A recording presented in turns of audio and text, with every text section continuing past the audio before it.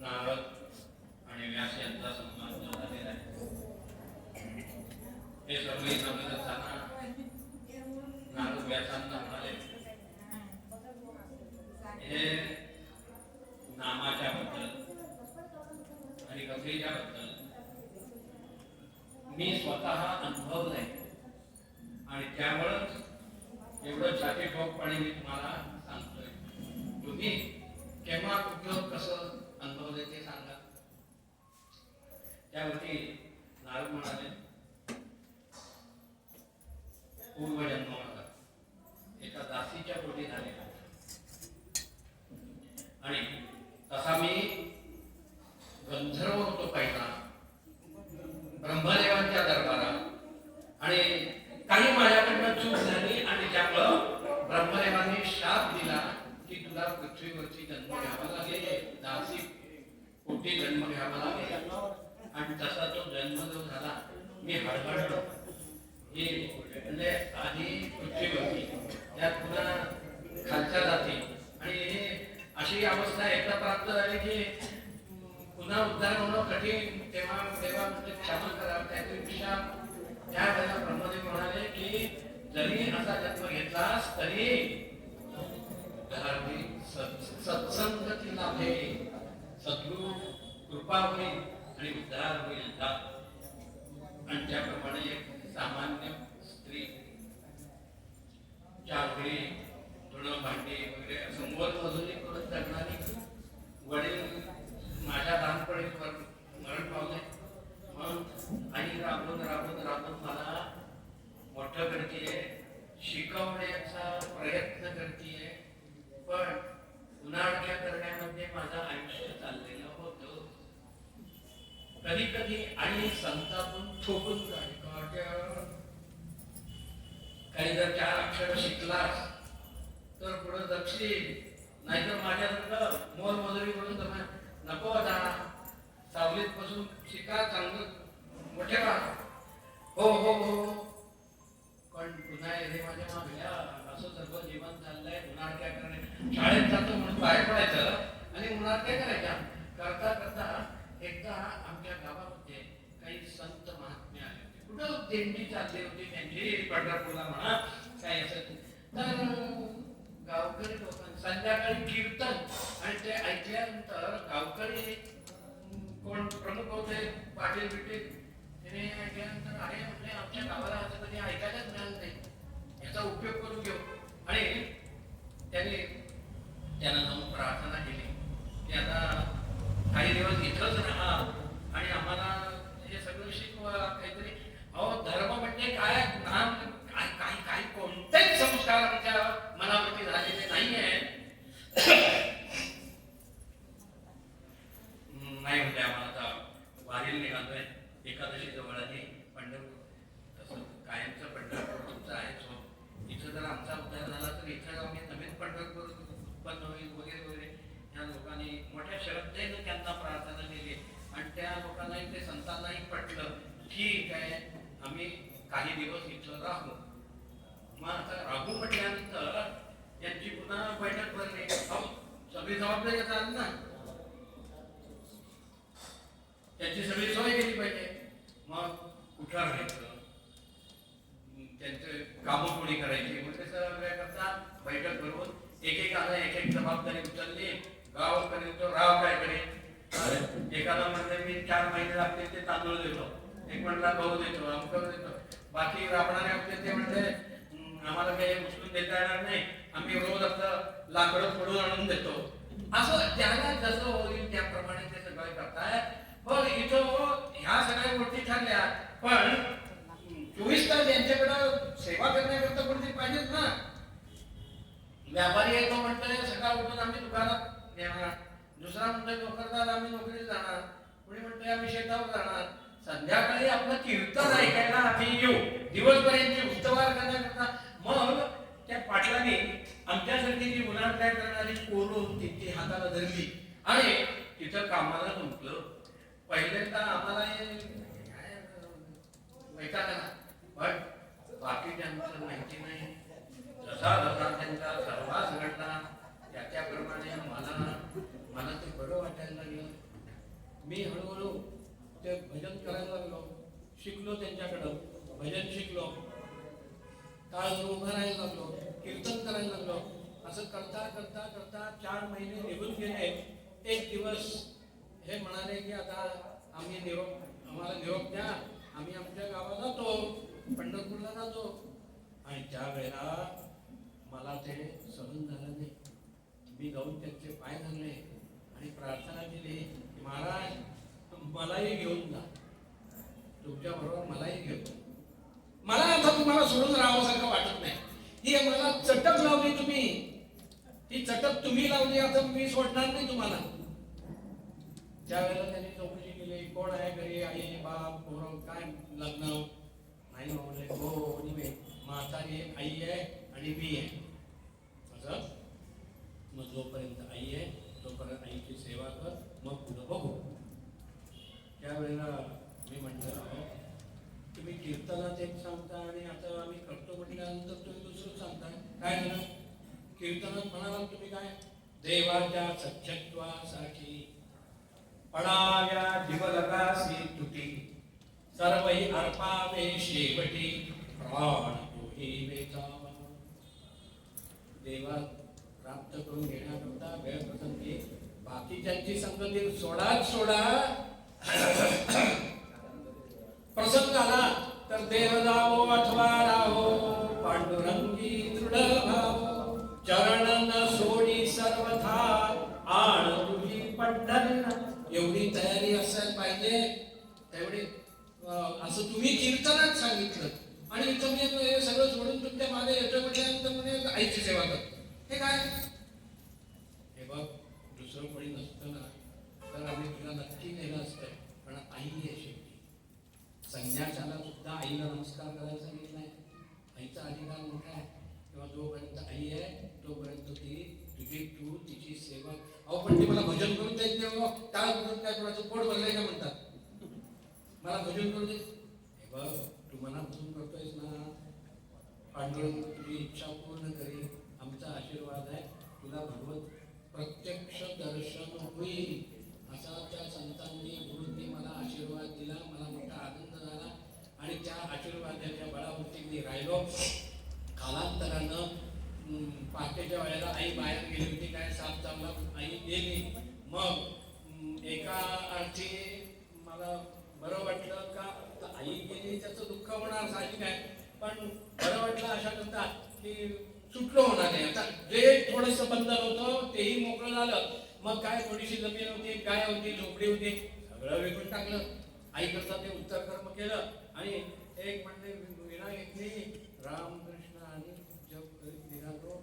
संतांच्या गुरूंच्या वचनावरती दृढ विश्वास, तुला दर्शन होईल.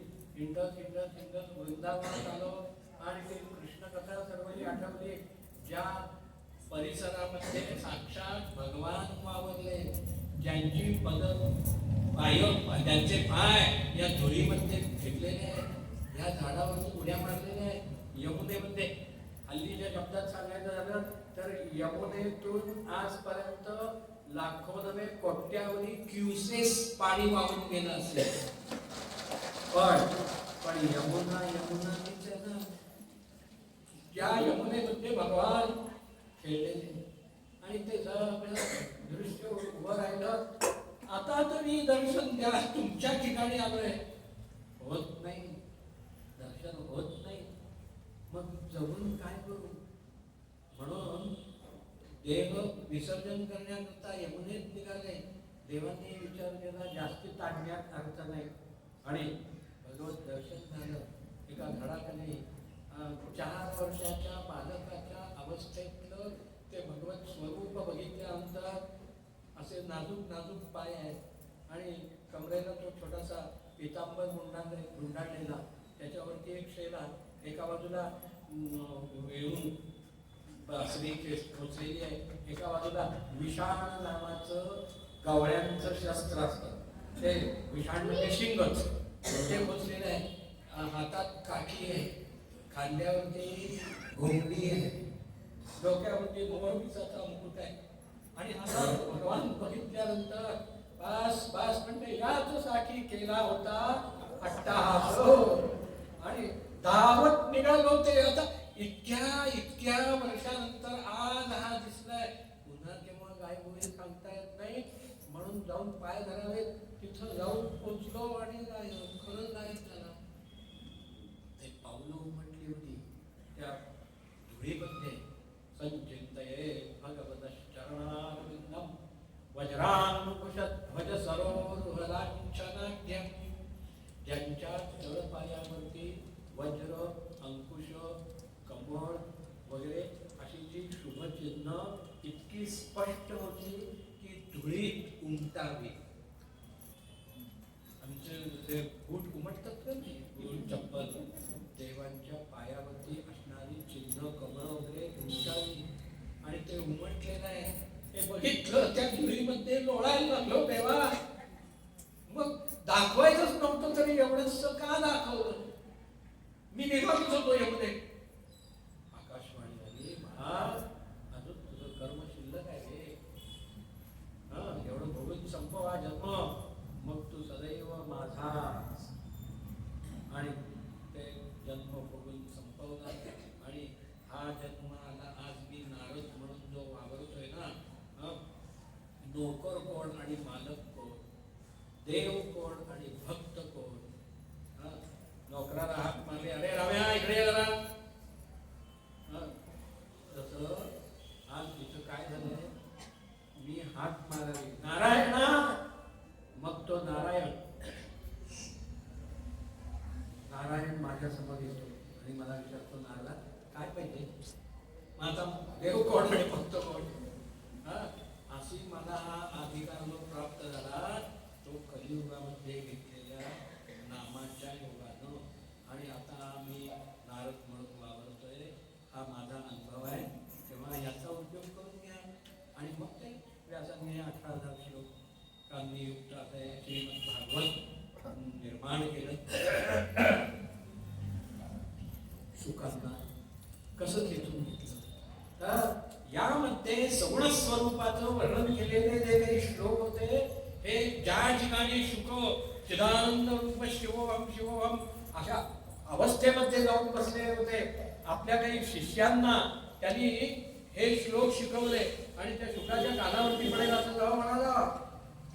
अहोपकीयं स्तन कालकूटः जिघांसया पाययदप्यसाध्वी लेभे गतिं धात्रिचितां तपोन्नं कं वा दयालुं शरणं व्रजेम. असा दयाळू दुसरा कोण आहे सांगा बरं. आम्ही शरण घालू त्याला. काय करू? दयाळू म्हणजे किती दयाळू. अरे शत्रूला सुद्धा ज्यांनी उद्धरून दिलं. अहो बकीयं स्तन कालकूटः, कालकूट नावाचं भयानक विष आपल्या स्तनांमध्ये भरलेलं आहे. आणि ते पाजण्याकरता ही आली होती. पण त्या पुतनेला लेभे गतीन धात्रीचितां, म्हणजे यशोदेला जी गती ती पुतनेला गती आहे. गोलोका जी पुतना गोलोकात गेली. मग याच्यापेक्षा दयाळूपणा आणखीन कोणता असेल?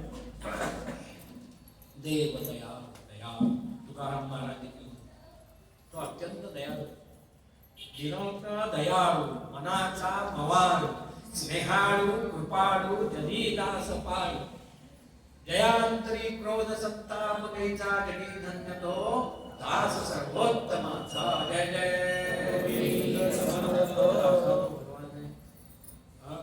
हे नारदांनी ऐकवलं. व्यासांना मोठा आनंद झाला. शुकदेव हे श्लोक त्यांच्या कानावरती पडतील अशी व्यासांनी व्यवस्था केली. आणि हे श्लोक ऐकल्यानंतर असे श्लोक, एक उदाहरण म्हणून आता सांगितलं, असे अनेक श्लोक आहेत भागवतामध्ये त्या सगळं स्वरूपाचं वर्णन केलेले. तर हे ऐकल्यानंतर शुकांना रामवेना, अरे काय हे कोण स्वरूप आहे? कृष्ण म्हणजे काय, काय स्वरूप काय ते जाणून मग त्या मुलांना म्हणजे कोण रे तुम्ही? अमुक अमुक. कुठे शिकला रे? तर म्हणले व्यासांच्याकडं. त्यांनी शिकवलं. होय, असे किती लोक आहेत? खूप आहेत.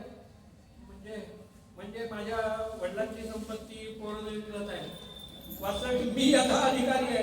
अरे काय वर्णन आहे. वा रे वा. साक्षात ते भगवत स्वरूप डोळ्यासमोर उभं राहत आहे. आणि मग शुकदेवजी आले. बाबा मला ते भागवत शिकवा असं आहे. असे हे निर्गुणाचे सगुण. तसं बघितलं तर सगळं एकच आहे. हो, सगुण निर्गुण सगुण गोविंदू रे सगुण म्हणो की निर्गुण रे तुझ सगुण म्हणो की अनुमानेना अनुमानेना श्रुती नेती नेती म्हणती गोविंदू रे गोविंदू रे म्हणती गोविंदू रे तुझ सगुण म्हणो की निर्गुण रे. श्रुती नेती मी सगळं संपून शेवटी हे नेती नेती म्हणजे काय? नेती नेती शब्द नाही अनुमाना सुरवरा मुनीच्या नयवनी समाधी दत्ताच्या आरतीत पण आहे. नेती नेती म्हणजे काय? न नेती न नेती म्हणजे आम्ही हे वेद म्हणतात, ही शास्त्र म्हणतात, ही पुराण म्हणतात, ती शारदा म्हणते, काय म्हणते? नाही, आम्ही तो शेष म्हणतो. आम्ही आमच्या बुद्धीप्रमाणे या भगवत स्वरूपाचं वर्णन केलेलं आहे, त्याच्या लीला वर्णन केलेलं आहे. नाही पण अजून खूप आहे. हो, खूप आहे. पण आम्हाला आमची बुद्धी एवढीच आहे. न इति म्हणजे इति म्हणजे इथं थांबू शकत नाही. अजून आहे अजून पुढे असं म्हणून सुरुवातच करायची. न इति असा तो शुकांना एक पद्धती झाली आणि त्यामुळं व्यासांना आनंद झाला. व्यासांनी हे शिकवलं आणि सांगितलं, जा आता तुझ्या जागेवरती जाऊन पैसा. मला भागवत येते म्हणून सांगत फिरू नकोस. ते सांगण्याची वेळ येईल, ते ग्रहण करणारा अधिकारी भेटेल, तेव्हा सांग जा. कृष्णांचा आदेश होईल तसा असं सांगितलं. त्याप्रमाणे आपल्या जागेवरती जाऊन बसले. नाना काय त्यांचं समाधी स्थान असेल तिथं जाऊन बसले. आणि एक दिवस खरोखरच शुकांना भगवान गोपाल कृष्णांचा आदेश झाला. शुकदेवजी उठा, भागवत सांगायची वेळ आलेली आहे. तो अधिकारी श्रोता तयार होऊन बसलेला आहे. जा. आणि असा आदेश आला आणि त्यामुळं शुकदेवजी गंगेच्या किनाऱ्यावरती परीक्षित राजाकडे आले. आता हा परीक्षित राजा इथं का येऊन बसला? प्रायोगिकला एवढं काय मोठं कारण घडलं? हा तुमचा शेवटचा प्रश्न.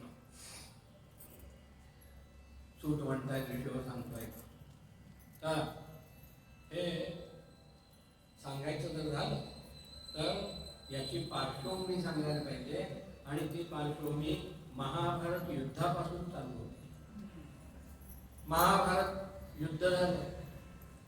या युद्धामध्ये शेवट झाला त्याचा भीम आणि दुर्योधन यांचं दोघांचं गदा युद्ध. ते निर्णायक झालं. आणि त्यामध्ये भीमानं शेवटी कृष्णांच्याच युक्तिपूर्व आदेशाला अनुसरून कृष्ण दाखवत आहे, हा असा आवडणार नाही तुला. तो भीम शक्तीनं जास्त आहे आणि दुर्योधन युक्तीनं. आणि युद्धामध्ये विषय 13 वर्ष काय भीम झोपला नव्हता, दुर्योधन झोपला नव्हता राज्य मिळालं म्हणून. तो विद्याचा आपल्याला एक मोठा असा पुतळा करून ठेवला होता लोखंडाचा, भीमाचा. आणि रोज आपलं गदा युद्ध चाललंय, ठाण ठाण ठाण ठाण. तेव्हा ही युक्ती शेवटी सांगितली आणि मांडीवरती त्यांनी गदा मारली. हा कोसळला आणि बलरामांनी गदा उचलली. बलराम वास्तविक या युद्धात नव्हते. ते एका बाजूला माझा शिष्य आहे, कोण? हा दुर्योधन. आणि एका बाजूला माझा भाऊ आहे कृष्ण. आपण इथं पडायलाच नको, डोक्याला ताप नको म्हणून बलरामने तीर्थयात्रेला घेऊन गेले होते. आणि नंतर त्यांना कळलं की आता शेवटच्या टप्प्यात येऊन पोचले युद्ध आणि भीम दुर्योधनाचं गदा युद्ध आहे. म्हणून ते आले कुरुक्षेत्रावरती आणि विशिष्ट अशा ठिकाणी त्याला स्यमंत पंचक नावाचा तो जो भाग होता, बलरामाने या दोघांना तिथं नेले, इथे लढा. आणि ते युद्ध शेवटी अशा तऱ्हेनं संपलं. बलराम चिडले, त्याने उचलली गदा. वास्तविक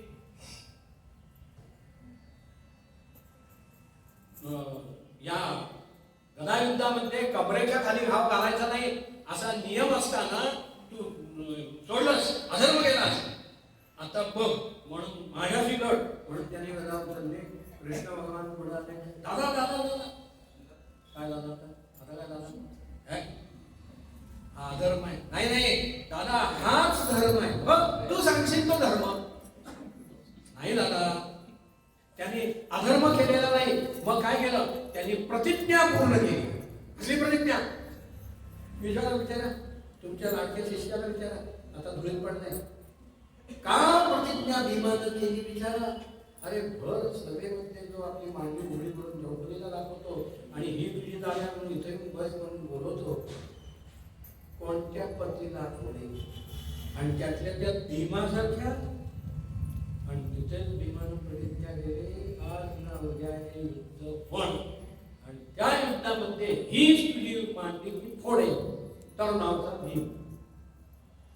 बलरामजी म्हणाले, जाऊ दे, वास्तविक मी इथे यायलाच नको. यायलाच चुकलो. राम राम. बलरामजी निघून गेले. आणि हे सगळे पांडव जितमय, आम्ही जिंकलो म्हणून आनंदोत्सव साजरा करी आपल्या शिबिरामध्ये येऊन परत पोहोचले. काही वेळ रात्रीचा गेला आणि भगवान त्या ठिकाणी येऊन म्हणताय, हे बा, युद्धाकरता तयार केलेल्या या शिबिरामध्ये आज युद्ध संपलं. तेव्हा संपल्यानंतर या शिबिरात कोणीही थांबायचं नाही. मग आम्ही कुठे थांबायचं नाही. म्हणजे आपण असं करूया, आजची रात्र गंगेच्या वाळवंटावरती काढू, मग धौम्यऋषी येतील, मग ते तुम्हाला मुहूर्त सांगतील, गंगेत स्नान करा, सगळ्या युद्धामध्ये मरण पावलेल्या आपल्या आप्तयुक्त बांधवांना तिलांजली द्या, मग मुहूर्त सांगतील त्याप्रमाणे मग हस्तिनापुरात जाऊ. हा ठीक आहे ठीक आहे. काय ठीक आहे? काय ठीक आहे? पांडव म्हणाले, हो ठीक आहे. बाकीचे ते म्हणतात, काय आहे का? हो 18 दिवस आम्ही युद्ध, जेवण नको, खाणं नको, आहे तसं. तो बाजीराव जाता जाता तडसो म्हणत असे म्हणे याची ज्वारीची, आणि ती पक्की तोंडात टाकायचे आणि पुढं घोड्यावरनं होता तसा योद्धा होता तो. दोनच योद्धे असे होऊन गेले मराठी राईमध्ये की ज्यांनी कधीही पराभव बघितला नाही. एक संभाजी, दुर्दैवानं फितुरीच्या योगानं तो मारला गेला. आणि दुसरा बाजीराव.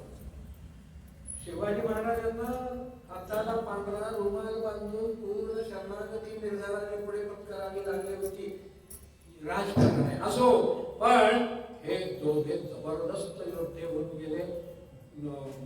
ह्या संभाजीला कधीही पराभव माहित नाही. इथं आपला औरंगजेब महाराष्ट्रात धुमाकूळ घालत असताना संभाजीचं सैन्य बुऱ्हाणपूरला जाते, आहे की नाही? तिथं जाऊन लूट करतोय संभाजी. आणि हेही 20 वर्ष. कोण? बाजीराव, पहिला बाजीराव.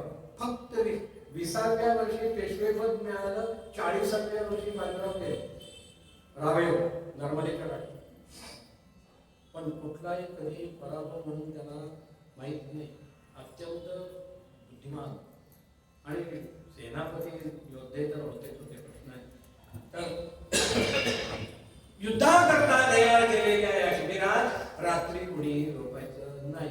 पांडव बाहेर पडले. हे म्हणजे 18 दिवस युद्ध करतोय, याला काय आहे का नाही?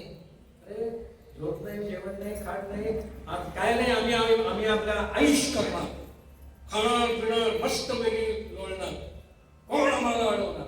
ठीक आहे, करा तुम्ही आणि तुमचं करतो. मी निघालो. कृष्ण बाहेर पडले. पांडवांना माहिती कृष्णाच्या बोलण्यात तो स्पष्ट बोलणार नाही, पण अर्थ आहे बाहेर पडले पांडव. आणि सात्य की कृष्णांचा 7 जण शिबिरातून बाहेर पडले म्हणून 7च जण वाचले. कारण तिथं तो अश्वत्थामा, तो दुर्योधन लोळत पडला होता, तिथं अश्वत्थामा, कृपाचार्य आणि कृतवर्मा 3 जण शिल्लक होते. ते त्याला भेटायला गेले आणि आणि तिथं त्या पडलेल्या अवस्थेमध्ये सेनापती पदाचा अभिषेक अश्वत्थाम्याला दुर्योधनानं केला.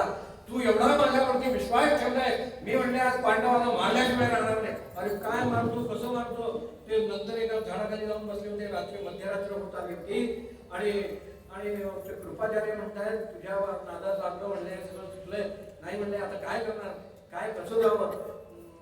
थांबा म्हणले, काहीतरी युक्ती सुचते. आणि समोर घुबडाने त्या कावळ्यांच्या घरच्यात प्रवेश करून अंडी खायला सुरुवात केली. हे बघितलं अश्वत्थाम्यानं, म्हणले हेच करू, बघूया. कृपाचार्य आठवायला लागले, मध्ये होता. शेवटी नाही झालं, गेले कृपाचार्य. ते पण बाहेर थांबले. इथून सुटून बाहेर पडणाऱ्याला तुम्ही मारायचं, इथनं एकही जिवंत नाही, गोर असो नाही तर म्हातारा असो. आणि अश्वत्थाम्यानं आतमध्ये प्रवेश केला. सगळं दार हा कोणी दुसऱ्या दिवशी सगळे जण जाऊन पोहोचले तिथं. कोणसे हे शिल्लक नाही, ते द्रौपदी टाकून पडती आहे.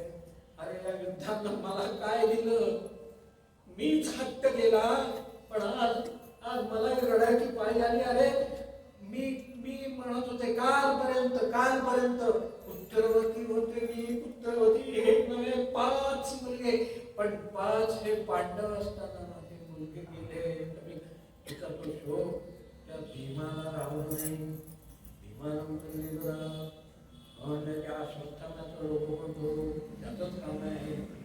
भीम निघाला, कृष्णाने बघितलं, अर्जुनला चल म्हणलं रथ काढ, त्या भीमाचं काम नाही. देतं ब्रह्मास्त्र घेणारा जे अश्वत्थामा. आणि मग कृष्ण आणि अर्जुन गेले आणि त्याला आव्हान दिलं. तो व्यासांच्या आश्रमात जाऊन लपला होता अश्वत्थामा. त्याला माहिती हे आमच्या अंगावरती येणार होता. आणि मग झाला, आव्हान दिलं, युद्धाला सुरुवात झाली. आणि शेवटी त्यांनी आपला जीव वाचवण्याकरता, कारण अर्जुन आणि कृष्णापुढे आपण काही जीवावर धरू शकत नाही, ब्रह्मास्त्र काढलं. अर्जुन थांबावला, आता काय करू. कृष्ण म्हणतायत अरे काय करू म्हणजे काय, काय की तुझ्याकडे काय ब्रह्मास्त्र नाही, तू काय खेळणं घेऊन आलाय तिथं. अरे पण कोणत्याही काय. आणि ब्रह्माय सप्तधे, 2 ब्रह्मास्त्र सर्वनाश होण्याची पाळी. त्यावेळेला ते व्यासांनी बघितलं. व्यास पुढाले आणि म्हणतायत अरे हा एक मूर्ख. अर्जुना तुला कळत नाही. अर्जुन म्हणाला मला मस्त कळत आहे, पण आज हा पांडव निष्पांड मी पृथ्वी करी असं म्हणून त्यानं ते ब्रह्मास्त्र सोडलंय.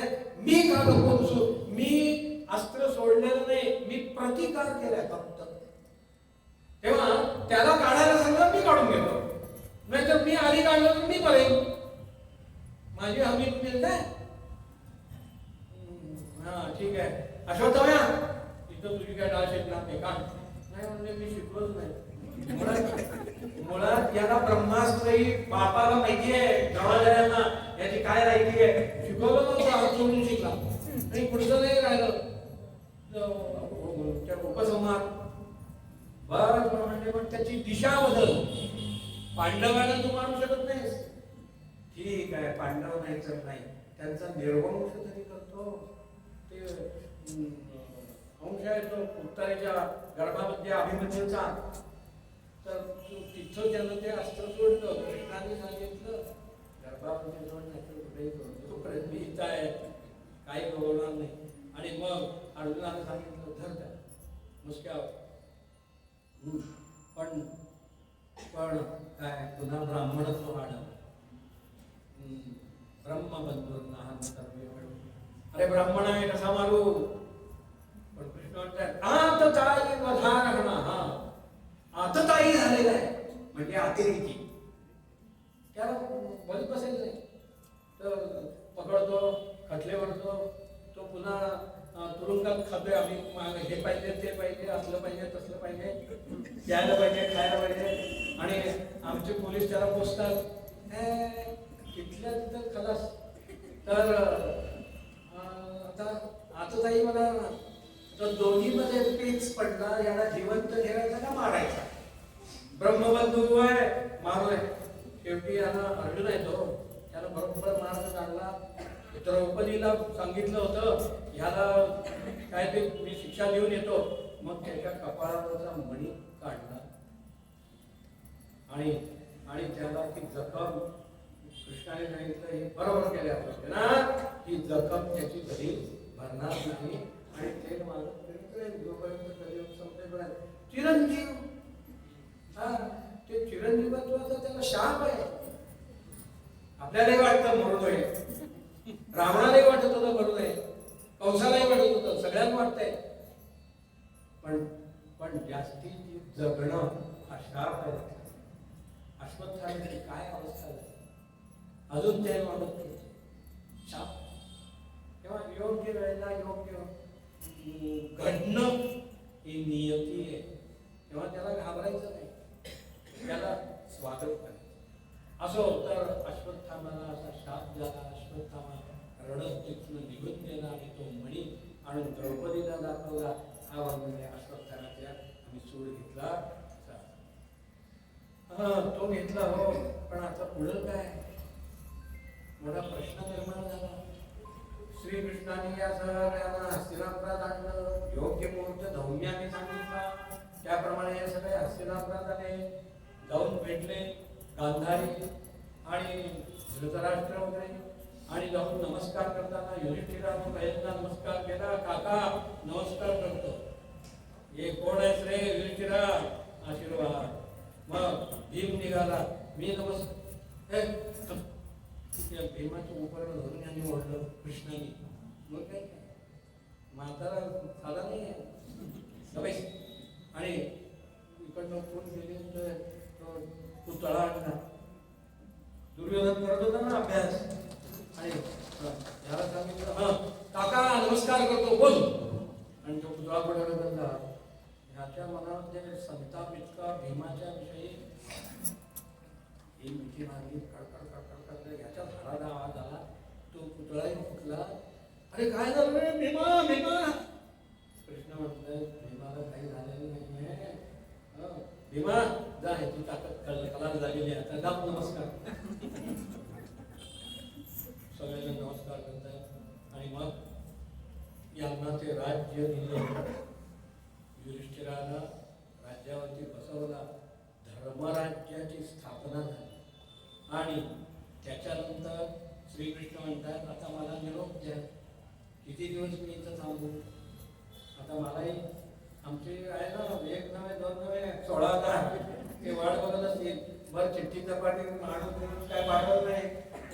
हे महायुद्धात आम्ही अडकलेलो आहेत का नाही म्हणजे सगळं काळजी करत बसले असतील. मला जायला पाहिजे. नाही कृष्णा अजून थांबा ना, अजून थांबा. यांनी निघावं आणि यांनी थांबा म्हणावं. एक दिवस नाही म्हणले आता मी निघालो म्हणून निघाले. तो उत्तरा आडवी आली अभिमन्यूची पत्नी. म्हणले कृष्णा वाचव.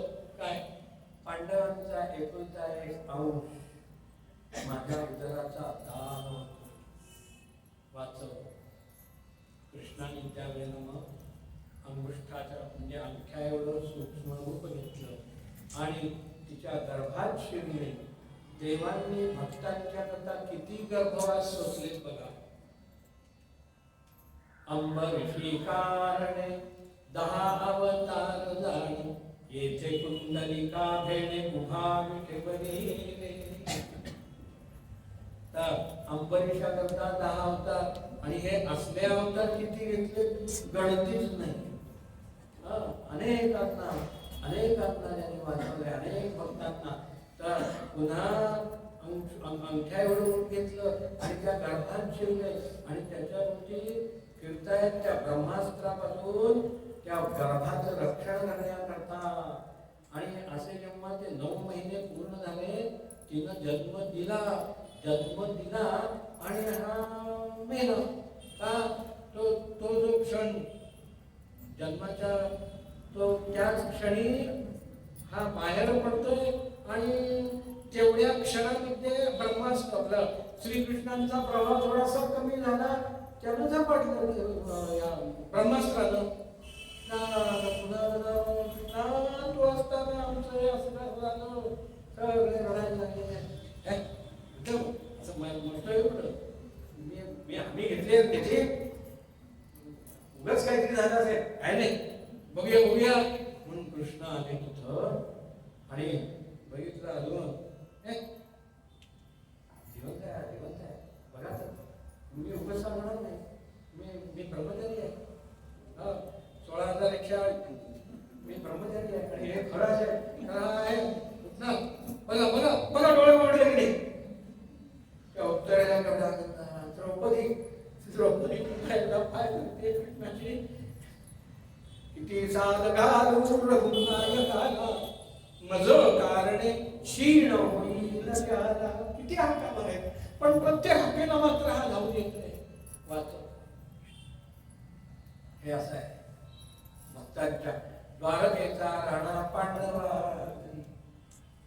हे झालं ना आता तुमचं समाधान. आता तरी मला परवानगी द्या, कृष्ण निघाले. आता ती कुंती आडवी आली. आत्याबाई आता तुझं काय कृष्णा, आज तुझं स्वरूप खरं काय ते मला कळलं. ते आत्या आणि भातचा आहे नातं बाजूला ठेव. हे बघ आजपर्यंत मी माझ्या करता तुझ्याकडं काहीही मागितलं, मग आज मी एक मागणार आहे, माझी इच्छा पूर्ण. ठीक आहे मग आजपर्यंत जशी आमच्यावरती संकट आली तशी याही पुढे येऊ.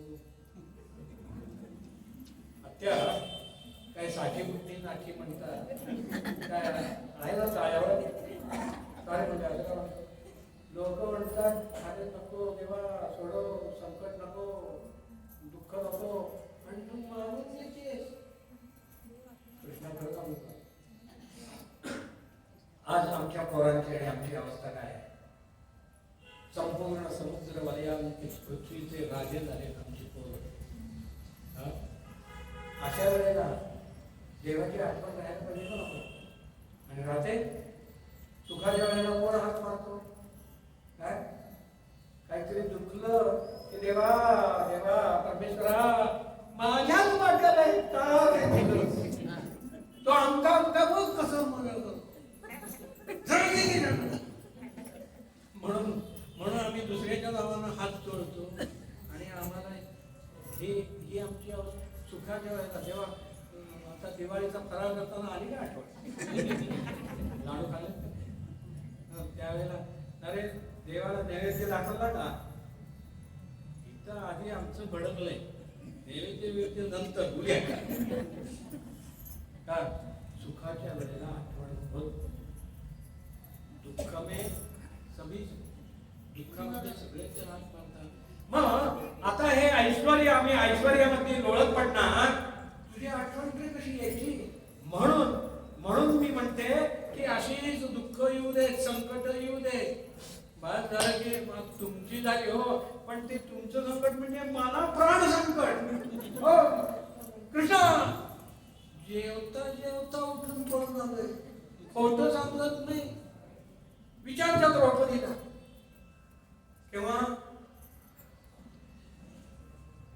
दुर्वास एकदा आले होते दुर्योधन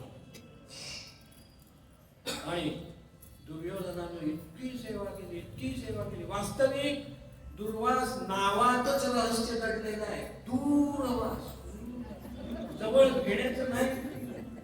बाकीच्यांची सेवा करा, दुर्वासांची नाही तर म्हणा.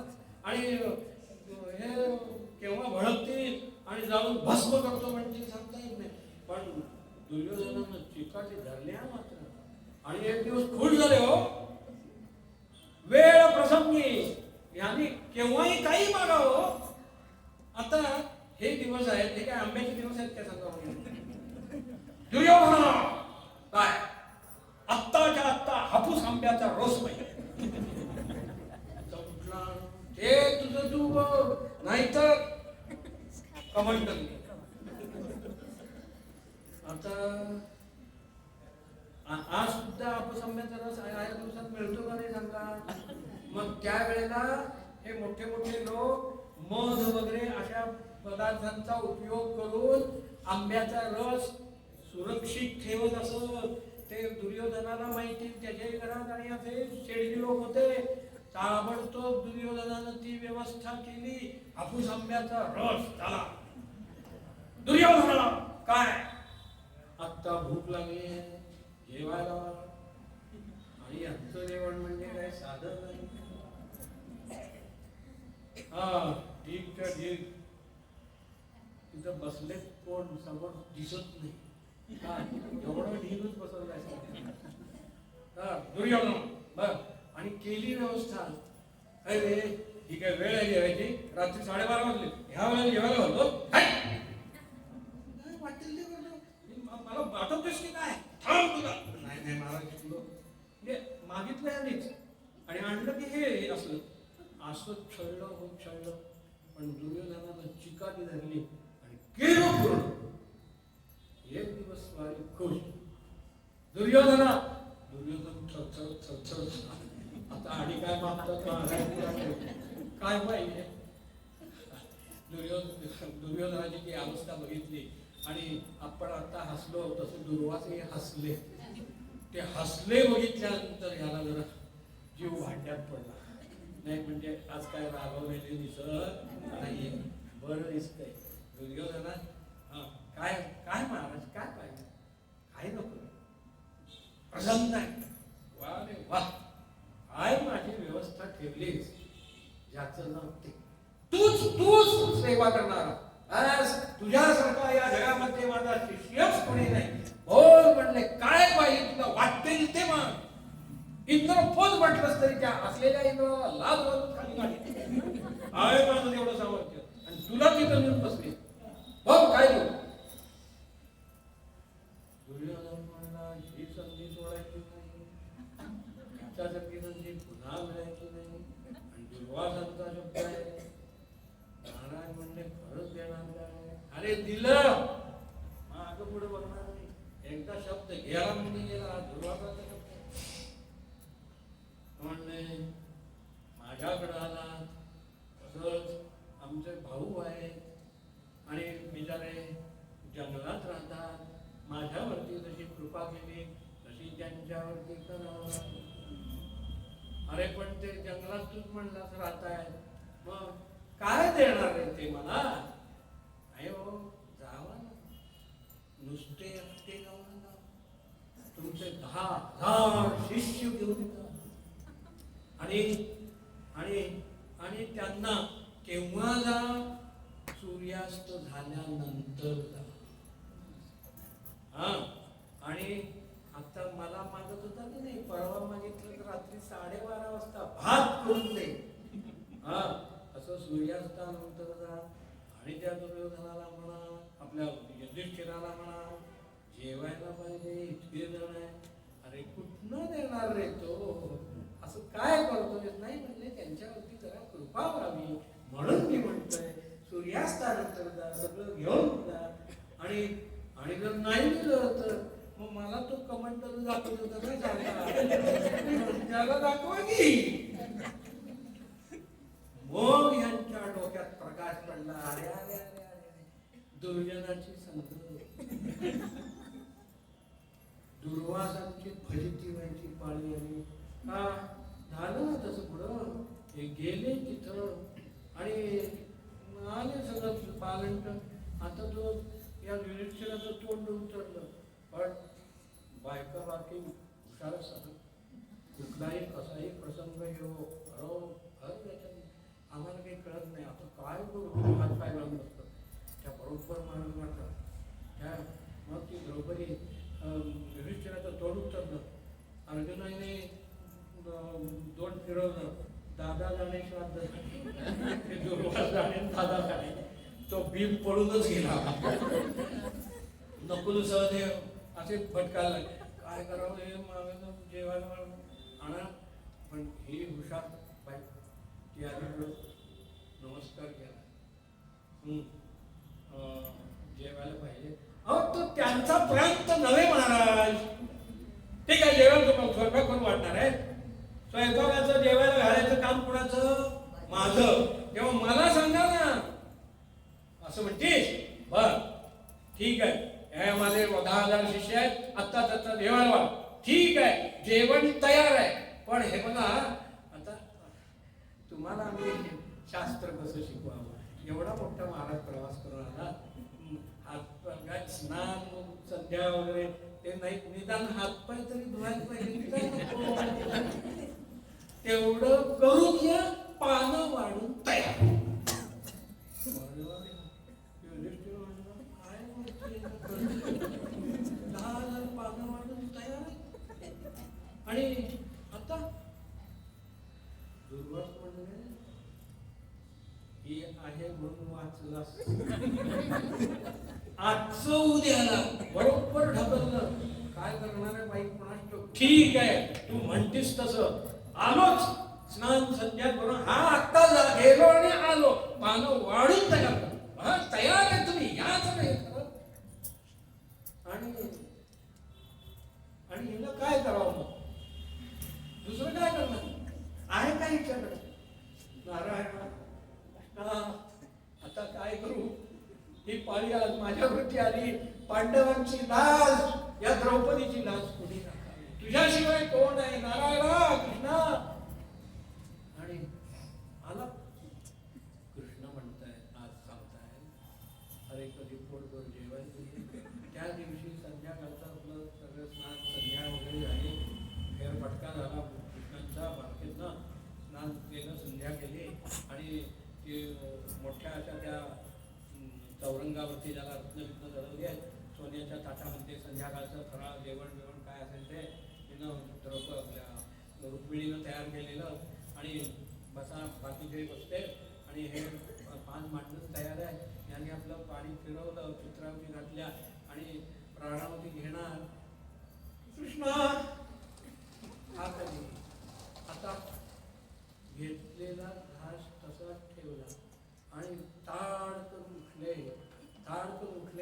तर हे रुक्मिणी म्हणते, अहो अहो असं काय करताय? भरलेलं ताट सोडून गप्पा, भरलेलं ताट सोडून जाऊ नका, असं जाऊ नये.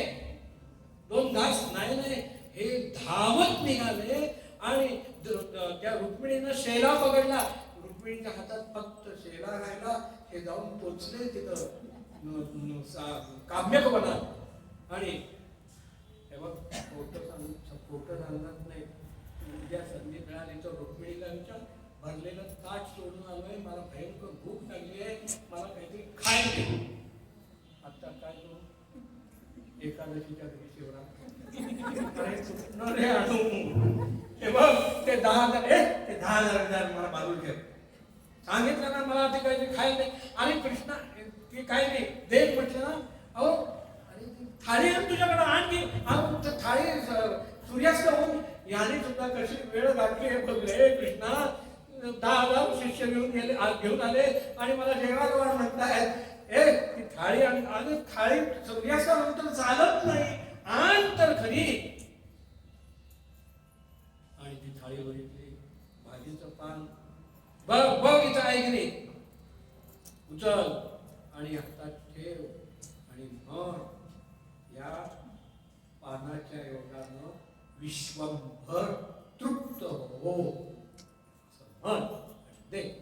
तसं दिलं, यांनी तोंडात टाकलं, पोटावरनं हात फिरवला यांनी आणि तिकडं ते लोळायला लागले, पोटाला तडस लागली. तिथं सुद्धा येऊ नका. तिथं देवानी माया अशी काही जबरदस्त निर्माण केली. ते कृष्ण म्हणतायत तिथं त्यांच्या आश्रमापर्यंत सुद्धा जायला नको, इथं गंगेच्या काठीच जेवायला आणि मायेनं सगळं निर्माण केलं. आणि इथं अक्षरशः तडस लागली. एक जण म्हणतोय ते श्रीखंड फार मस्त झाले, अजून खावंसारखं वाटतंय, अजून खावंसारखं वाटतंय. होय मग खा. दुसरा म्हणते खा. नाही म्हणले जात नाही, इथपर्यंत आले. मग खाऊ नको, नाही खावंसारखं वाटतंय, काय करू? आणि अशी ती त्यांची सगळ्यांची अवस्था केली. आणि तर कृष्ण म्हणताय, आज आत्या तुझ्यावरती संकट नाही, ते माझ्यावरती देवाचं ताट सोडून पळून यावं लागलं. तेव्हा विपदस्तंतु ती म्हणतेय, पण विपदस्तंतुन शाश्वत यत्र यत्र गरुडो. आमच्यावरती अशाच आपत्ती येवो म्हणजे तुझं स्मरण राहील, माझं स्मरण राहील एवढा आशीर्वाद देतो. आता आपत्ती विपत्ती करायला मलाही वेळ नाही, मी पण चाललोय. आणि मग निघाले. आता मात्र इजा बिजा झालं, तिजा करायला कोणी थांबलं आलं नाही. भगवान गेलेले आहेत द्वारकेला. जाताना अर्जुनाला बरोबर नेलेलं होतं. काही दिवस अर्जुन तिथं थांबलेला आहे. आणि नंतर इकडं परीक्षितीचा जन्म मगाशी सांगितलं, तो हळूहळू लहानाचा मोठा होतोय. इकडे तो ते विदुराने यांना धृतराष्ट्राला हे केलं, काय वैराग्य निर्माण होईल असा उपदेश केला. विदुर म्हणताय आता म्हाताऱ्या किती दिवस थांबणार आहे. तो जाता येता भीम ठुमतोय, पिंड टाकावा त्याप्रमाणे तुझ्या पदावर अन्नाचे गोळे आणून टाकतायत, किती अपमान सहन करणार. वास्तविक तसं करत नव्हते. मग काय विदुरांना तुला भांडणार आहे शेवटी? नाही. विदुरांच्या मनामध्ये धृतराष्ट्राच्या मनात वैराग्य निर्माण व्हावं हा हेतू होता. आणि त्याप्रमाणे विदुरांनी ते केलं. आणि विदुर, धृतराष्ट्र, गांधारी आणि कुंती सुद्धा त्यांच्याबरोबर गेलेले. तत्पूर्वी आणखीन एक सांगायचं राहिलं. या युधिष्ठिराला काय युधिष्ठिर युद्धानंतर व्याकुळ झाला. अर्जुन युद्धाच्या वेळेला व्याकुळ झाला होता, विषाद झाला. अरे गृहनाथवाहे मानवाबा भोक्तुम मैक्षमपि हलोके हत्वाथ कामांस्तु गुरुनिहैव भुंजीय भोगान् रुधिरप्रदिग्धान्. हे माझे काका, हे माझे मामा, हा माझा गुरु, हे अमके ते तमके, यांना मागून मी काय करू? नाही म्हणजे मी हे करणार नाही. त्यापेक्षा भिक्षा मागतो. भैक्षमपि अलोके. त्यावेळेला भगवान म्हणतायत कार्पण्य. भगवान असं त्याच्याकडे बघतच राहिले, काय बोलतोय. आणि मग ती नजर अर्जुनानं ओळखली. आणि अर्जुन म्हणतोय कार्पण्य शोभा पृच्छाविद्वान धर्मसम्मूढचेताः यच्छ्रेयस्यान् निश्चितं ब्रूहि तन्मे शिष्यस्तेऽहं साधिमान् त्वां प्रपद्ये. माझी बुद्धी खरंच कृष्णा काम देईनाशी झालेली आहे. मला खरं खोटं काही कळत नाही आहे. आता तूच माझा गुरु, मला काय ते सांग. तर युद्धाच्या पूर्वी अर्जुनाला विषाद झाला. कृष्णाने त्याला जागेवर आणला. नंतर अर्जुन म्हणाला, कृष्णाने शेवटी सांगितलं यथेच्छसी तथा कुरु. करोच म्हणून कृष्णाने आग्रह केलेला नाही आहे. यथे तुझी जशी इच्छा असेल तसं कर. पण अर्जुन म्हणला तू सांगतोस कसं करतो. युद्ध झालं सगळं झालं, ठीक आहे. पुढे युद्ध संपल्यानंतर युधिष्ठिराला विषाद झाला. अरे अरे अरे हे सगळं पाप माझ्या डोक्यावरती आलं. रुधिर प्रदिग्धान. अर्जुन काय म्हणाला होता, उद्या आम्ही राजे झालो, सिंहासनावरती बसलो किंवा पलंगावरती लोळतो, त्यावेळेला आम्हाला आठवेल की ही अंथरुण माझ्याच नातेवाईकांच्या रक्तानं भिजलेली आहे. ते आता युधिष्ठिराला जाणवत आहे. म्हणून आता काय करावं. या युधिष्ठिराला तो धर्मराजा आहे, ते मी सांगून उपयोग नाही. सोनाराकडनंच कान टोचले गेले पाहिजे. म्हणून त्याला नेलं भीष्मांच्याकडे. आणि भीष्माने युधिष्ठिराला उपदेश केलेला आहे. त्या अनुशासन पर्वामध्ये हे सर्व येतं. राजयोग, दानयोग, स्त्रीयोग वगैरे अनेक धर्म त्यांनी उपदेश दिले. आणि हे श्रीकृष्णाने भीष्माला सांगितलं की असा असा याला उपदेश करा. नाही म्हणते मी विकत झालो, मला आता होत नाही. तुम्ही उपदेश करा. तुमच्यानंतर हे ज्ञान नष्ट होईल ना, ती परंपरा चालू राहिली पाहिजे. तेव्हा हा तुम्हीच करायचा उपदेश. तुम्हाला कोणत्याही यातना होणार नाही. करा. आणि त्याप्रमाणे भीष्माने केला उपदेश. आणि ते सगळं संपल्यानंतर भीष्म म्हणाले, कृष्णा बस आता माझी एक एक इंद्रिय रजा घ्यायला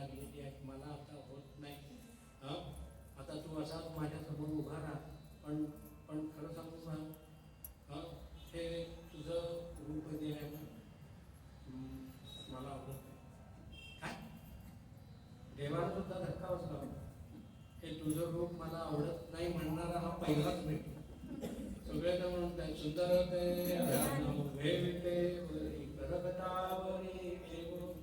सदा माझे डोळा धरो तुझी वृत्ती रकुमाईचे पती सोयरी गोड तुझे रूप गोड तुझे नाव मन प्रेम सर्व असंच सगळेजण म्हणतात. आणि देवा माझे रूप तुझे रूप मला आवडत नाही असं कोणी म्हणत नाही. हाच एवढा म्हणतो काय आवडत नाही. नाही हे आवडत हे आवडत नाही म्हणजे कुठलं तरी आवडत. हो कुठलं आवडत कुठलं आवडतंय सांगू. असा येता देखे रथस विप्रदो श्यामल हरी तदा गांगेयाच्या हृदयी प्रेमन हरी शराते चापाते त्यजुनी बदला गदगद रमे जगन्नाथे केले मज सकल लोकात वरवे गोपाल. अरे आपली प्रतिज्ञा मोडून आपल्या भक्ताची प्रतिज्ञा राखण्याकरता असा येता देखे रथ समीपतो श्यामल. अरे एवढा एवढा त्यांनी पराक्रम केला भीष्माने. अर्जुनाला कृष्ण सांगतायत काय आजोबाईन पंडोबाईन म्हणत बसू नको मार मार त्याला. नाही तो 10,000 भीष्माने अगोदर सांगितलं होतं रोज 10,000 योद्धे मारे आणि त्याचं गेले 10 दिवस रोज 10,000 माणसं मारत होते. तर शेवटी एक प्रसंग असा आला अर्जुन आता खलासच होणार पडला आणि मग कृष्णाला रावले. आता या म्हाताऱ्याला मीच बघतो म्हणून माझ्या भक्ताला मारलं काय. कृष्ण म्हणतात भगवान म्हणतात मला श्रेया घाला मला मारा माझी देवळं फोडा काय वाटेल ते करा मला त्याचं काही वैषम्य वाटत नाही. तुमचा तो धंदाच आहे. पण माझ्या भक्ताला जर छळाल तर माझ्यासारखा कोणी नाही. मग एकेकाला बोलून घे.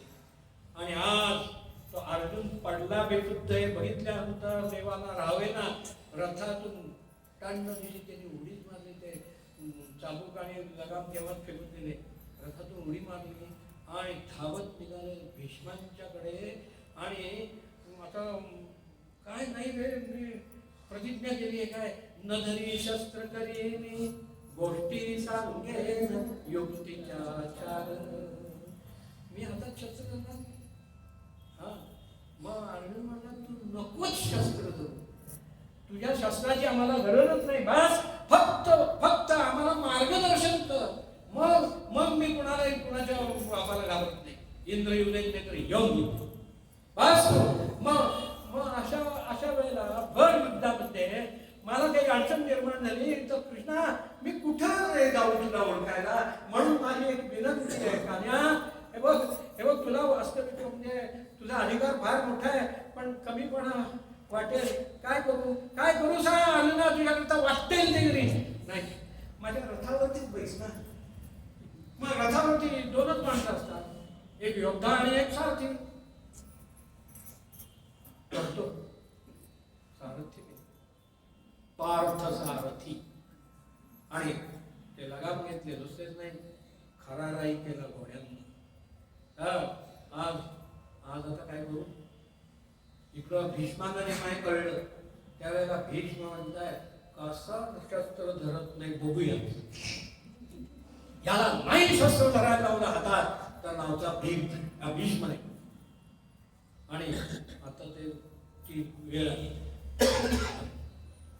कृष्णाने रथातून उडी मारली. काय करू मला शस्त्र नाही. इकडे बघितलं एक रथ मोडून पडले ना त्या रथाचं चाक हे ज्याने उजव्या हातात उचलून घेतलं असे संतापले. असे कपाळावरची शिर अशी टाण उडते. डावा हात आता मूठ वळली आहे. त्याही शिरा अशा ताणून बसलेल्या आहेत आणि हातात तो रथाचं चाक लाल गुंज मुळे केलेले आणि असे ते धावत येत आहेत भीष्मांच्या अंगावरती. आणि मग भीष्म आणि काय पाहिजे आता शराते चापाते यांनी हातातलं ते धनुष्य आणि बाण टाकलं त्याजुनी वदला गदगद रवे जगन्नाथे केले मज सकल लोकात बरवे. बस माझी प्रतिज्ञा पूर्ण झाली. बस आणखीन काय पाहिजे, याचसाठी केला होता का. आणि ते अंगावरती येत आहेत. भीष्माने हात जोडले. दरम्यान हा बेशुद्धीतून जागा झाला. बघितलं कृष्ण इथं नाही, तिथं समोर अर्जुनानं पटदिशी उडी मारली. धावत धावत गेला अर्जुन आणि पाठीवरनं मिठी मारली. कृष्णांचा द्वेष किती होता माहितीये. अर्जुनानं मिठी मारली होती, ओढत होता, पण अर्जुनाला 10 पावलं कृष्णांनी ओढत ते. एवढा तो संताप आहे कृष्णांच्या मनामध्ये. शेवटी आवरलं अर्जुनानं. कृष्णा तू शत्रू नाही, मी बघतो आता या म्हाताऱ्याला. असो तर आज भीष्म म्हणताय ते जे ध्यान आहे ना, माझी प्रतिज्ञा पूर्ण करण्याकरता आलेलं माझ्या अंगावर. एका हातात ते रथाचं चाक आहे, एक हात असं मोठी वळलेली आहे आणि लाल गुंज जाऊन माझ्या अंगावर ते ध्यान. आणि असं म्हणत म्हणत असं बोलत बोलत भीष्मांनी डोळे मिटले आणि देवांनी भीष्मांच्या वरती फुलांचा वर्षाव केलेला आहे. आणि गोपाल भीष्मांचं जवान झालं, ते भगवद्गतीला गेले आणि मग हे राज्य वगैरे झालं. तर पुढे कृष्ण निघून गेले. इकडं वैदुरांनी धृतराष्ट्राला वैराग्य प्राप्त करून दिलं, तेही निघून गेले. 30 वर्ष साधारणपणे युधिष्ठिरानं पुढं राज्य केलेल्या युद्ध संपल्यानंतर. म्हणजे हा परीक्षित साधारण 29-30 वर्षाचा होता ज्या वेळेला राज्य करता आला. आणि एकदा अनंत अपशकुन व्हायला लागले. अर्जुन गेला होता द्वारकेत. त्याची येण्याचे दिवसही उलटून गेले, पण अर्जुनाचा काही पत्ता नाही. आणि अनेक अपशकुन होत आहेत, दुःस्वप्न होत आहेत. आणि हे बघितल्यानंतर युधिष्ठिर जरा घाबरला आणि एक दिवस निरोप आला दारावरती, अर्जुन आलेला आहे आणि भेट मागतो. आणि आम्ही त्याचीच वाट बघतोय रे, अर्जुनाला पाठवूया सापडलो. अर्जुन आला. अर्जुन असा काळवंडून गेलेला, निस्तेज झालाय, डोळ्यातनं पाणी येत आहे, मान खाली घालून कसा तरी उभा आहे. अरे अरे अर्जुन काय झालं रे, असा का बोलत का नाहीस, असा काळवंडून का गेलायस, काय कुणाचा अन्याय केलायस का, कुठं राजाला हे सगळं केल्यानंतर भोगावं लागतं, तर असं काही गेलं नाही. नाही मग काय झालं. अर्जुन म्हणतोय दादा खरं सांगू मला वाटत होतं की मी असा मोठा योद्धा आहे.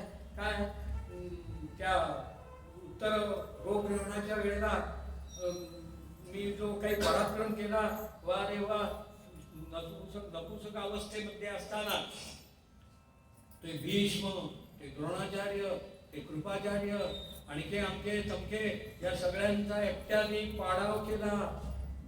मला वाटत होतं मीच माझ्यासारखा योद्धा कोण, पण आज दादा माझा तो सगळा अहंकार गळाला. मला वाटत होतं मीच नाही. कृष्ण म्हणते म्हणून हे सगळं अर्जुनाला किंमत होती. आज कृष्ण काय झालं काय. आणि मग तिथली सगळी घटना अर्जुनाने वर्णन केली. सगळे यादव नष्ट झाले आणि श्रीकृष्णांनी सुद्धा देव ठेवला. मला निरोप आला, त्यामुळे मी जगवेळी निरोप करून परत येत असताना श्रीकृष्णांच्या काही स्त्रिया आणि काही संपत्ती, जो महापराक्रमी अर्जुन, तो गुरु नंदन, तो कृप, तो कर्ण, तो पितामह रे. याही गायी बळाल्या शिव शिव गोपाल राम कृष्ण हरे. असा ज्या अर्जुनानं पराक्रम केला, तो अर्जुन जंगलातल्या काही भिल्लांच्याकडून पराभूत झाला. कृष्णांच्या स्त्रियाला अर्जुन वाचू शकला नाही. आणि आज ही माझी अवस्था झाली आहे. याचाच अर्थ असा की कृष्ण होते म्हणून अर्जुन होता, एकट्या अर्जुनाला काडीची किंमत नाही. हे ऐकलं युधिष्ठिराने आणि तात्काळ युधिष्ठिराने आपलं सिंहासन सोडलं आणि सर्वसंग परित्याग केला. त्या परीक्षितीला राज्यावरती बसवलं आणि युधिष्ठिर निघाला. त्याच्या पाठोपाठ भीम, अर्जुन, नकुल हे सगळे महाप्रस्थान यात्रेकरता म्हणून निघून गेलेले आहेत.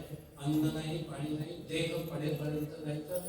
सगळ्यांचे देह पडले. एकटा युधिष्ठिर सदेह स्वर्गलोकी गेलेला आहे. तिथेही परीक्षा दिलेली आहे त्यानं. त्याच्यानंतर मग त्या परीक्षेचं राज्य सुरू झालं. उत्तम प्रकारे त्यानंही सगळं राज्य सांभाळलेलं आहे. कुणालाही कोणत्याही प्रकारची कोशिश होऊ देत नाही.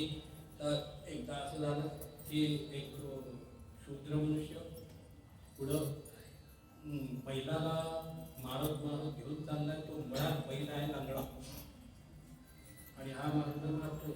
अरे अरे अरे म्हणजे माझ्या राज्याची असली लोक, तेव्हा ह्याला शिक्षा केली पाहिजे. तर तो पुढाला, तर तो बैल म्हणजे धर्म आणि तो भिल्ल म्हणजे कली, तर तो धर्माचा नाश करणारा परीक्षितीनं त्याच्यावरती आवर घातला करा. पण पूर्णपणे आवर घालता आला नाही. म्हणजे एकदा आम्हाला क्षमा करा, असं करू नका महाराज, मी पुन्हा असं वागत नाही, असं म्हणत म्हणत म्हणत त्यांनी युधिष्ठिराचे पाय या परीक्षेचे पाय धरले. आणि जसे पाय धरले तो कलीचा संचार त्या परीक्षेमध्ये झाला. बरं म्हणले ठीक आहे जा, पण माझ्या राज्यात राहू नको. मग सगळीकडे तुझंच राज्य राहून तर मग काहीतरी एखाद्या ठिकाण द्या, सोन्यामध्ये राहा, अधर्माने मिळवलेल्या सोन्यामध्ये राहा. त्यानंतर द्यूतामध्ये राहा, मद्यामध्ये राहा. काही ठिकाण दिली त्याप्रमाणे भाग भाग भाग म्हणले जेवढ्यावरती मी तुझ्या डोक्यावरती बसेल. आणि पुढं तो कधी निघून गेला. एक दिवस या राजाला कधी नव्हे ती शिकारीला जायची इच्छा झाली.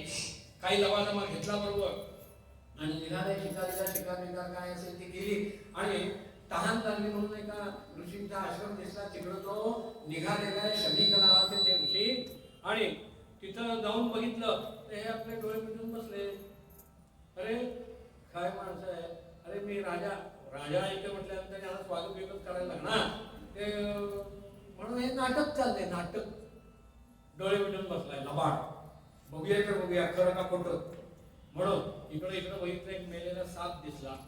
तो त्याने बाणावरती उचलून घेतला आणि त्याच्या गळ्यात अडकवला आणि गेला निघून. इकडं त्याचा मुलगा शमी शृंगी, त्या शृंगीनं हे बघितलं. आला त्याच्या मित्राच्या बरोबर खेळायला गेला होता. एखादा हे दृश्य बघितलं जाऊन त्या शृंगीला सांगितलं. काय काय म्हणले. अरे तुझ्या एवढे मोठे तुझे वडील, एवढे मोठे तपस्वी, पण काही किंमत नाही. अरे तो राजा आला असं सांग खरं बघ. आणि त्यानं ते घेऊन बघितलं. हा खवळला आणि राजाच्या घरामध्ये त्यांनी शाप दिला त्या राजाला की सर्प माझ्या बापाच्या गळ्यात अडकवतो. आजपासून 7व्या दिवशी तक्षकाचा दंश होईल आणि तू मरण पावशील. असा दरम्यान यांची समाधी घडलेलं काय घडलं ते त्याला कळलं. आणि ते म्हणाले अरे बाबा तो राजा आहे, तुला एवढा मोठा शाप देण्याचा अधिकार कोणी दिला. राजाच नष्ट झाला तर अराजक निर्माण होते. काही झालं तरी ना विष्णू पृथ्वीपती ही पृथ्वीपती राजा हा विष्णूचं स्वरूप आहे. अरे कोण आले तिकडं. इकडे या दोघं जण आणि त्या राजाला जाऊन सांगा बाबा रे असं असं झालंय, काहीतरी तो आपलं कल्याण तरी करून घेईल. तसा निरोप दोघांनी जाऊन सांगायला पाठवून दिलं. इकडं राजा घरी आला राजवाड्यात. तो डोक्यावरचा मुकुट बिकुट काढून ठेवला, खुश करून बसला आणि मग एक एक सुचायला लागला. काय अरे आमचा कृष्ण हे आम्ही आमचं दैवत म्हणतो, श्रीकृष्ण शरणम मम म्हणतो आणि आमच्या घराण्याचं ते दैवत. आज माझ्या पूर्वजांची अवस्था काय झाली असेल. आम्ही जे वागतो त्या योगानं, आमच्या वागणुकीच्या योगानं पूर्वजांचा उद्धार होतो आणि हवं तसं वागलं असताना उद्धार झालेल्यांना नरकात सुद्धा आम्ही टाकायला तयार होतो. विचार करून कोणत्याही गोष्टी कराव्या लागतात. हा राजा पश्चाताप पावलेला आमचे पूर्वज काय म्हणत असतील. कृष्ण आमचं दैवत आणि तो कृष्ण म्हणतो की ब्राह्मणो मम दैवतम आणि त्या ब्राह्मणाचा मी आज अपराध केला अरे अरे अरे अरे अरे, ही दुर्बुद्धी अशी कशी काय मला सुचली. बस आपण आपण सगळ्यांना शिक्षा करणारा मी, मला शिक्षा कोण करणार. बस आपण जगण्याच्या लायकीचे राहिलेलो नाही आहोत. अशा विचाराप्रत हा राजा येऊन पोहोचतोय. दरम्यान ही शापाची कथा राजाच्या कानावरती आली. असं असं झालंय. ठीक आहे म्हणले, देवच माझा पाठीराखा. बस आता नको. म्हणून त्यानं ते जन्मेजयाला सर्व हे राज्य दिलं आणि हा स्वतः उठला आणि गंगेच्या किनाऱ्यावरती जाऊन बसला. 7 दिवस आता काही खायचं नाही, प्यायचं नाही. आता बस फक्त भगवंतांचं चिंतन, आणखी काहीही नको असा विचार करून राजा गंगेवरती येऊन बसलाय. गर्भ पसरले. ही वार्ता सगळीकडे पसरली आणि अनेक असे राजर्षी, महर्षी, विप्रर्षी, साधू, संत, महात्मे हे यांची रीत लागलेली आहे. या सगळ्यांचं राजा स्वागत करतोय आणि यांना प्रश्न विचारतोय. आज माझ्यावरती ही पाळी आलेली आहे. सगळ्यांच्यावरती येणारच. काही जण जात्यात आहेत आणि काही जण सुपात आहेत. फरक एवढाच, मी आता जात्यात भरडला जातोय. तेव्हा महाराज अशा वेळेला नेमकं मनुष्याने काय करावं याचं मार्गदर्शन करा. कोणी काही सांगतायत, पण छातील ठोकपणे निश्चितपणे असं कर म्हणजे तुझा उद्धार झालाच पाहिजे असं सांगणार कोणी भेटेच ना. शेवटी यांना असं मांडी घातली, हात जोडले, भगवंतांची प्रार्थना केली की आजपर्यंत आमच्या घराण्याचं हे देवा तूच रक्षण करत आलास. आज माझ्यावरती पाळी आलेली आहे. हे मृत्यूची भीती नाही वाटत मला. मी क्षत्रिय आहे, केव्हाही पडायला तयार आहे. पण अशा या शापाला आणि अशा अवस्थेत तेव्हा मला काही मार्गदर्शन मिळावं अशी जण कृष्णांची प्रार्थना केली. आणि मगाशी सांगितल्याप्रमाणे कृष्णांनी शुकांना प्रेरणा दिली आणि शुकदेवांची स्वारी तिथं प्रकट झालेली आहे. एकाएकी त्या सगळ्या समाजामध्ये गलका उठला. अहो या या या, अहो शुकालेत. आणि हे राजाच्या कानामध्ये आलं. राजा चटकन उठला आणि तसंच धावत निघालेला शुकदेवांना त्यानं बघितलं. आनंद झाला. आहे तसाच त्यानं साष्टांग दंडवत शुकांना घातलेला आहे. बस म्हणले, हे महात्मे आले ना, आजपर्यंत कुठेही कुणाकडेही न जाणारे माझ्याकडं आले. सुलताना शौनकादी ऋषींनी हा प्रश्न विचारले आहे. काय कधी कुठे अपि गोदो हनमात्रं हि गृहेषु गृहमेधिना. कुणाच्याही दारावरती कधी न जाणारे आणि न थांबणारे. आता भिक्षा आहे म्हटल्यानंतर खायला पाहिजे, तेवढी 4 घरं भिक्षा तर मागायलाच पाहिजे. पण असं भिक्षा मागायला एखाद्या घरासमोर गेल्यानंतर त्या गृहिणीनं ती समजा गाईची धार काढत असेल आणि त्यावेळेला हे जर गेले तर ती म्हणते की महाराज म्हणले घालते, रागावू नका, पण हे आता काम चाललंय ना, आता ते अर्धवट कसं सोडणार. तेव्हा हे संपवते आणि मग मी तुम्हाला भिक्षा घालते. ते म्हणतील, हे तुझं धार काढ, दूध घे, काय वाटतं ते कर, मला थांबायला वेळ नाही, हे निघाले, हे थांबणार नाही.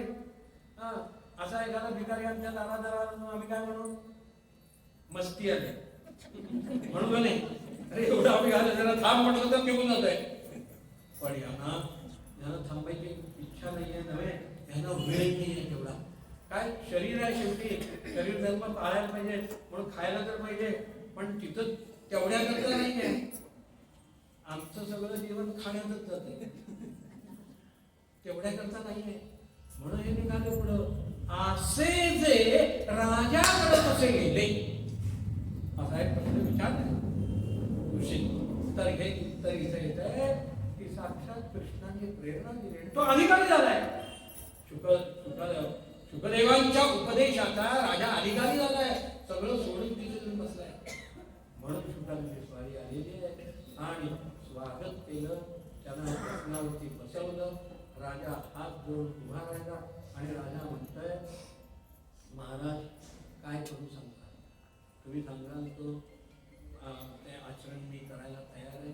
बस असं तो प्रार्थना करतोय. गुरु ब्रह्मा गुरु विष्णू गुरु देव महेश्वरा गुरु साक्षात परमब्रह्म तस्मै श्री. भगवंतानी माझी प्रार्थना ऐकली, आपण आलात. कोणी काही सांगताय, मला माझ्या उद्धार माझंच नव्हे सगळ्यांच्यावरती ही पाळी आहे.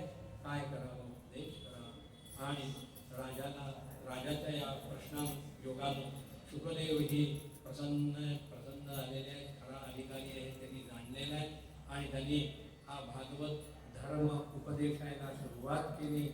तो संवाद उद्यापासून आपण ऐकणार आहोत. आजचा हा ही पार्श्वभूमी सर्व ही भागवताची ऐकली. आता हा राजा परीक्षित आणि शुभदेव यांचा संवाद उद्यापासून सुरू होईल. आजची ही जी कथा आहे ही भगवतचरणी अर्पण केलेली आहे. श्री कृष्णार्पणमस्तु. हरये नमः. हरये नमः. स्वस्ति प्रजाभ्यः न्याय्येन मार्गेण महिषाः ब्राह्मणेभ्यः सत्यं लोकाः समस्ताः सुखिनो काले वर्णवर्णन्याः श्री सस्यजातिः ब्राह्मणाः सन्तु निर्भयाः अपुत्राः पुत्रः सन्तु पुत्रः सन्तु पुत्राः सदा सन्तु निर्भयाः सदा श्रद्धसागराग्रे भावेला लोकाः निश्चये मङ्गलानि महाभावो सन्तु सर्वदा कायेन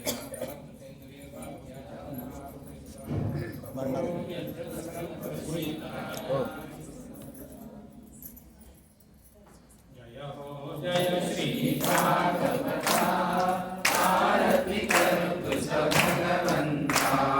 जय हो जय श्री भागवता आरती करो तुझ भगवंता. श्री शुक मुनीने परम भक्तीने नाना परीने गाणी जया हरिचरिता. आरती करो तुझ भगवंता. जय हो जय श्री भागवता आरती करो तुझ भगवंता. वेद करूचे मधुर फळ साधुर सेजे सोज्वळ. आत्मा राम मुनी सखळ सेवुनि गाते जन सकळ. महापर्वणि आली अवनी दीनधरणी भव जलतरणी दीपतिता. आरती करो तुझ भगवंता.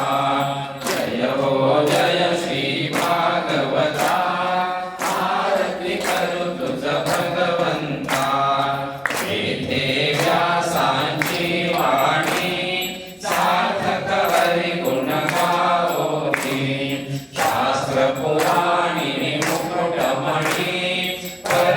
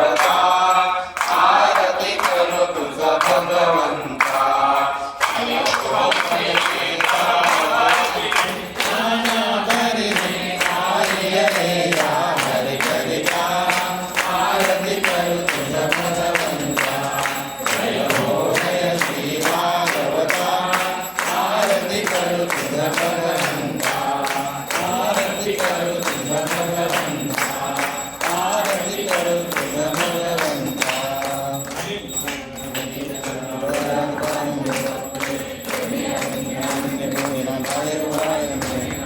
त्वमेव माता पिता त्वमेव बन्धुः सखा त्वमेव